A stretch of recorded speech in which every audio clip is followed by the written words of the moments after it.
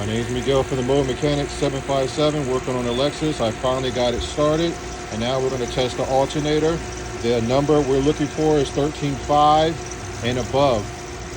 No more than 14.8, but that is a general number to see if the alternator is actually working. So now I'm going to put the tester, which is going to be in the description, directly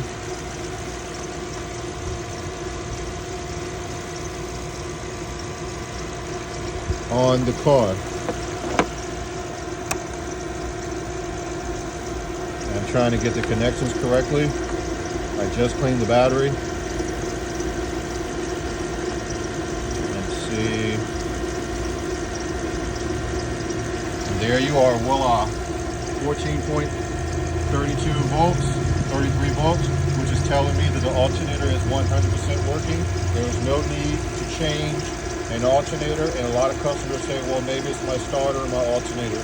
Your alternator will not prohibit your vehicle from starting in any shape, form, or way, except if the battery is weak, the alternator is charging the battery.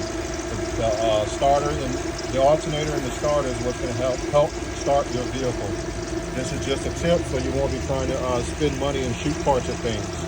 If you like these videos, please like, subscribe, and share. Thank you.